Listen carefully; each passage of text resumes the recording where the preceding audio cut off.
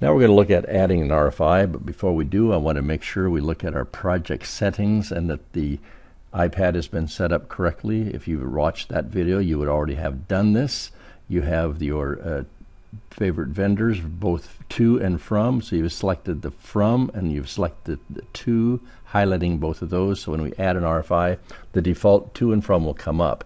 So we'll go back into our RFI module, we'll add an RFI, and yes, we have pre-filled with the default to, and the same with the ball and court, and the from is already pre-filled. So we'll put a short title in here for our RFI, and then we'll come down to put in the question. Now, if I wasn't using this recording device, we would basically use the microphone to speak the text, but my recording software won't let me do that. So I'm going to type in something kind of short here just so we can get the idea that that's our question. And then maybe, let's see, we'll set a reason. Let's search on the search tool for a spec number. Once we've typed that in and are happy with that, we'll select that one. And we can even link this to an issue if we want to. So we'll grab an issue that we want to link to. And now our question has been asked, and all of the things related to question are the left side of the iPad. So we'll just save that. We'll create our new RFI. It's sending the data back to our server, and takes us back to the module screen. When we hit RFI, it pulls that data back from the server, and there's our RFI that we've just created. Now, we might want to add a picture to this so we could further describe what our question is all about. We recommend you give a title to the picture so you can recognize it later. You can use pictures from the library, or you can take pictures directly from the camera. We're going to select a picture from the library today just to kind of shorten up our demonstration here. So we're going to our camera roll.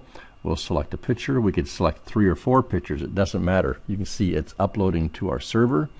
And now we're sitting there with our picture. And now we need to email this for an answer. And when we do that, it pre-fills with the person's to email address. And of course, that guy isn't existent. So I'll put in my name just so we can kind of take a look at what gets sent when we send the email. So this will send an email with our RFI to our reviewer, architect, engineer, whichever it might be. So now we'll go ahead and take a look at that email and see what he sees when he opens up Outlook. There's the question, and there's a little blue link right there. When he clicks on that, he gets taken to a web page, and there's the picture or mini pictures all about that. And when he takes a look at that, there's the question and all the things related that we stuck in there.